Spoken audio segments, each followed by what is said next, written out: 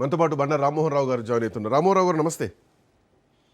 నమస్తే శ్రీకాంత్. సో ట్రంప్కి ఎదురైనటువంటి అనుభవాలు వాస్తవంగా కొన్న అమెరికా ప్రతిష్ట మీద, ఈవెన్ ట్రంప్ ప్రతిష్ట మీద కూడా కొంత ఎఫెక్ట్ కనిపిస్తోంది. ఒక అమెరికా అధ్యక్షుడు వస్తే ట్రంప్ రాకపోను, చైనా అధ్యక్షుడు జీ జిన్పింగ్ రాకపోను, ఉపాధ్యక్షుని పంపడం జరిగింది. సో ఇట్లాంటి పరిస్థితుల్లో ఈ అంశాన్ని ఎట్లా చూడాలి? నువ్వు పెద్ద అదేం కాదు, సో మేమే ఆధిపత్యం అన్నటువంటి అంశాన్ని ఏమైనా చెప్పకనే చెప్తున్నారా? శ్రీకాంత్ గారు, మీకు అట్లాగే రాజనీతి ప్రేక్షకులకు నమస్కారం. నమస్తే. పరస్పర నమ్మకం ద్వారా మాత్రమే ఈ సత్సంబంధాలు కొనసాగుతాయి. అమెరికా ఆధిపత్య ధోరణి తైవాన్ గురించి అవాకులు చవాకులు పేరడం గతంలో చూసినాం కదా. తైవాన్ గురించి పేరడం, ఐక్యరాజ్య సమితి ఒప్పందాలను కూడా దూరం నడుపుతూ తైవాన్ భారత్ మన చైనాలో భాగం కాదని, అట్లాగే వేరే ఉంటుందని రకరకాల ప్రకటనలు గతంలో చేసిన ట్రంప్ కదా. కనుక అటు ఉంటుంది. మార్చిలో బదులు ఇక్కడికి ఎందుకు అయిందంటే ఫిబ్రవరి 28 యుద్ధం మొదలైంది కనుక ఈయన పర్యటన వాయిదా ఉంటుంది. ఇప్పుడు తోక ముడిచి పలాయించి తెగించి ఇరాన్తోని ఎట్లా ఊడవేక్కున్న బండ కింద చేయిరికింది అనే స్థితిలో బలహీనమైన మిత్రుడు వస్తే ఖచ్చితంగా బలవంతమైన మిత్రుడు కొంచెం అపరిహరణ అవుతుంది. ఆయన వారిదే చైనా అధ్యక్షుడు అమెరికా పోలే, అమెరికా అధ్యక్షుడు చైనాకు వచ్చాడు కదా. పరస్పరం అంగీకారం ఉంటే నష్టమైంది, పరస్పరం నమ్మకాలు లేకపోతే ఇప్పుడు సమస్య వస్తాయి. ఉదాహరణకు జనవరిలో యుఏఈ అధ్యక్షుడు మహమ్మద్ బిన్ అల్ నయర్ ఆయన మన దేశానికి వచ్చాడు. ప్రధానమంత్రి మన ప్రధానమంత్రి ప్రోటోకాల్ కాదని కూడా పార్లమెంట్ తెలుసుకున్నాడు. ఇప్పుడు దాని ఫలితాలు ఇప్పుడు వస్తున్నాయి కదా. దాని ఫలితాలు ఇప్పుడు నిన్న మొన్న ఒప్పందాలు కుదిరినాయి. మనకు దాదాపు 40,000 కోట్ల రూపాయల ఒప్పందాలు కుదిరినాయి. 2031-32 కల్లా 200 మిలియన్, దాదాపు 200 లక్షల కోట్ల ఒప్పందాలు కుదరబోతున్నాయి. అంటే నేనేమంటా అంటే దీర్ఘకాలిక ఒప్పందం చేసుకోవాలని మనకు వచ్చి తగ్గాలి. ఇప్పుడు ఎవరు తగ్గాలి? అమెరికా అధ్యక్షుడు తగ్గాలి. ఎందుకు తగ్గాలంటే ఇప్పుడు గతంలో మనకు వియత్నాం నుంచి, ఆ తర్వాత ఆఫ్ఘనిస్తాన్, అంతకుముందు ఇరాక్ అధ్యక్షుడిని చంపేసి కూడా ఉరిదీసి కూడా ఇరాక్ అధ్యక్షుడిని దిగబడుచుకోవడం ఎక్కడ పరాయన పడుతుంది తప్ప అమెరికా ఎక్కడ గెలవలేదు. ఏ అధ్యక్షుడు ఇప్పుడు ట్రంప్ లేడప్పుడు. నేను చెప్పిన మూడు అంశాలు ట్రంపే లేడు. కానీ ఏమైంది? అమెరికా ఆధిపత్య ధోరణి తనని దెబ్బతీస్తుంది ఎప్పటికప్పుడు. ఇవాళ అహంకారం పోయి ఇవాళ లొంగి వచ్చిండు అమెరికా అధ్యక్షుడు. కనుకనే ఎదుటివాడి ప్రవర్తన అట్లా ఉంటది. మన ఇంటికి బాగా ఉన్నవాడు వచ్చినప్పుడు ఎట్లా చూస్తాం, లేనివాడు వచ్చినట్టు చూస్తాం. మన జనరల్ టెండెన్సీ ఉంటుంది. మనం బాగా డబ్బు ఉన్నవాడు వస్తే వాడి ఇంటికి కింది దాకా వాడు కారు ఆగింది కానీ లోపల తీసుకెళ్తాం, చేయబట్టుకొని తీసుకెళ్ళండి. అది కూడా మనం చూసినాం కదా. ఏమి జిన్పింగ్ ఏం అన్యాయం చేయలే, ఎన్నెలకే పైకి అట్లా అనిపిస్తుంది. కానీ ఆయనను పరస్పరం ఇద్దరు కలిసి మీటింగ్ పోతూ దాన్ని చేయబట్టుకొని మరీ తీసుకుపోతుంది. ట్రంప్ చేయబట్టుకున్నాడు, అట్లేం లేదు. విమానాశ్రయానికి ఉపాధ్యక్షుని పంపించిండు కదా. ఏమంటా అంటే అక్కడ అదే పరస్పరం నమ్మకాలు లేకపోతే ఇట్లా ఉంటది. స్నేహితులు మిత్రులు ట్రంప్ అవాకులు చవాకులు ఈ తవ్యాన్ని మీద వెళ్ళిండి కదా. మీరు అన్నట్టు చేయబట్టుకొని తీసుకెళ్లొచ్చు షీ జిన్పింగ్. కాకపోతే పాయింట్ ఏంటంటే ఒక ఆధిపత్యాన్ని తగ్గించినట్టు కూడా కనిపించింది కదా ల్యాండ్ అయినప్పుడు బీజింగ్ లో రిసీవ్ చేసుకోకపోవడం. మంచిదే, తగ్గించాలంటున్నాను. అమెరికా అధ్యక్షుల అహంకారం తగ్గించాలి ఎప్పుడైనా కూడా. నాకన్నా గొప్పవాళ్ళు లేడు అనుకునేదాన్ని ఇప్పుడు బహుముఖ ప్రపంచం వచ్చింది కదా. ఇదివరకు రెండే ధృవాలు ఉంటాయి, ఇప్పుడు భిన్న ధృవ ప్రపంచం కదా శ్రీకాంత్. అమెరికాను ఇంకా మనం ఏది అంతేందుకు మన బ్రిటన్ ఒకనాడు ప్రపంచవ్యాప్తంగా రవి అస్తమించని బ్రిటిష్ సామ్రాజ్యం అనేవాళ్ళం. ఇప్పుడు బ్రిటన్ కే విలువ చూసింది కదా. ఎప్పుడు కూడా మనిషికి అది తెల్లబట్టలు వేసుకున్న ఒక విలువ, నల్ల బట్టలు వేసుకున్న ఓ విలువ ఉంటుంది. ఆనాడు కుచేలుడు శ్రీకృష్ణుని సంబంధం కాదు ఇది కదా. కుచేలుడు వస్తే శ్రీకృష్ణుడు పాదాభివందనం చేసిండు, కాళ్ళు అడిగిండు, నెత్తలు చల్లుకొని తీసుకొచ్చుకుంటూ ఆటుకులు పెడితే బుక్కిండు. ఇప్పుడు ఆ కాలం కాదు ఇది. ఉన్నోడికి విలువ ఇచ్చే కాలం అంటున్నాడు. ఇప్పుడు అమెరికా అధ్యక్షుడు కొనాలిపోయినాడు, ఇరాన్తో యుద్ధం చేయలేకపోతున్నాడు, అది ఆపలేకపోతున్నాడు.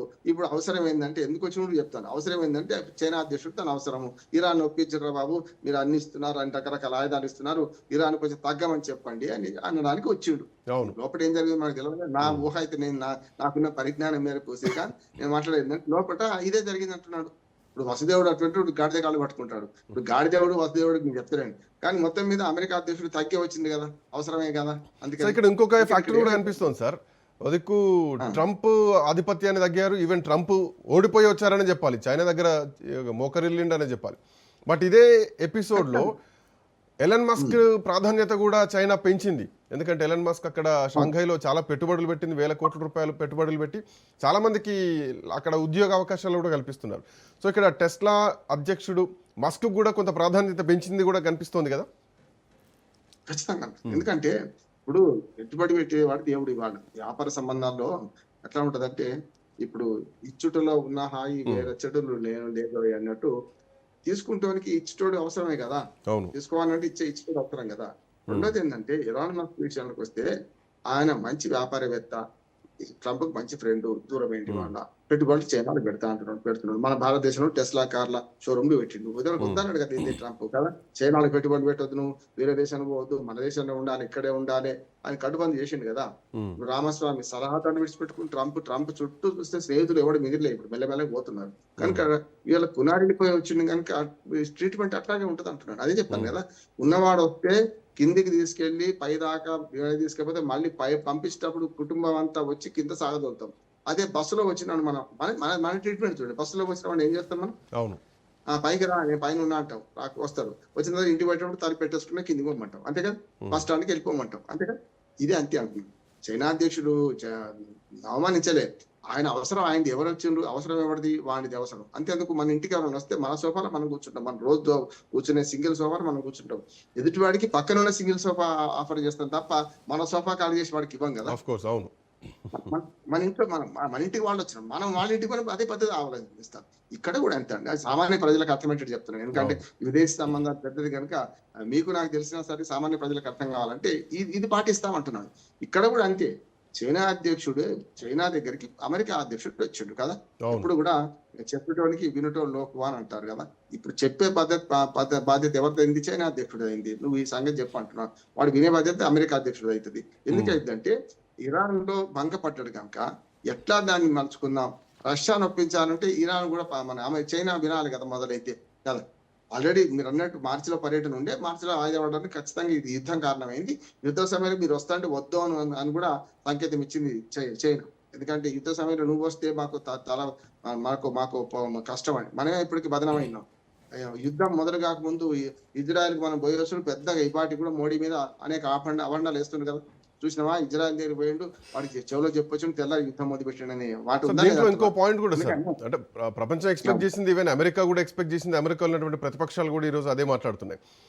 చైనాలో ఉన్నటువంటి అమెరికా కంపెనీలకు పూర్తి స్థాయిలో స్వేచ్ఛ లేదు, point number 1. So moreover America నుండి దిగుమతి అయ్యేటువంటి వస్తువులు ఏవైతున్నాయో వాటిపైన కూడా సుంకాల విషయంలో కూడా కొంత రాయితీ కావాలి, తగ్గించాలన్నటువంటి డిమాండ్ కూడా ప్రధానంగా వినిపించింది.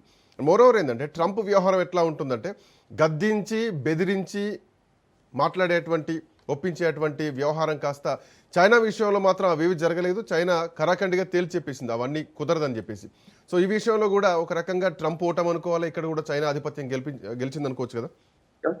సాగితే తనంతా వాళ్ళు ఏడనుకుంటాడు, సాగకపోతే చతిగా పడిపోతాడు కదా. అయితే నెత్తి లేకుండా కాళ్ళు పట్టుకోవడం సమస్య లేదన్న. ట్రంప్ ఎట్లా ఉంటదంటే పాకిస్తాన్ విదేశాంగ మంత్రి కాదు, మంత్రి కూడా కాదు, సైన్యాధ్యక్షుడు పిలిపించి దీన్ని ఇచ్చే బాపత ఆయన ఉంటుందా.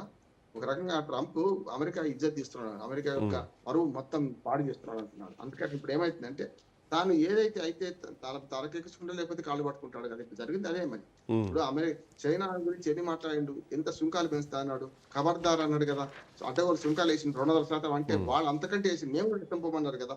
ఇప్పుడు ఎగుమతి దిగుమతులు సమాన స్కంధాల మీద పోటీ వచ్చినప్పుడు చాలా గమ్మత్తుగా ఉంటుంది. మల్ల యోధుల మధ్య పోటీ వస్తే మధ్యలో నలిగిపోతారు. కనుక ఇవాళ మొన్నటిదాకా జరిగిన ఆర్థిక యుద్ధంలో చైనా గెలిచింది అమెరికాతోని. మీరు 100 అంటే 1 అడిగి నేను 2 అంటా అన్నాడు, మీరు 100 అంటే నేను 200% చేస్తా అన్నారు కదా. చైనా ఏం ఊరుకోలే. అమెరికా పెట్టుబడి మాకు రాకపోతే ఏం కాదే పోమన్నారు. అక్కడ విభేదం వచ్చింది. మంచి అనేక అమెరికా కంపెనీలు ఇక్కడికి వస్తున్నాయి కనుక వాడు ఇప్పుడు ఇచ్చిన వాడు మన ఈగా పుచ్చుకున్న వాడు పులి అని సామెత ఉన్నది. ఇచ్చిన వాడు ఈగే అవుతాడు అంటున్నారు. వాళ్ళు వచ్చిండ్రు ఇక్కడ అదే ట్రీట్మెంట్ ఉంటది. ఎప్పుడు ఉంటది, పరస్పర సంబంధాలు బాగున్నప్పుడు ఇచ్చిన వాడు కూడా పులి అవుతాడు.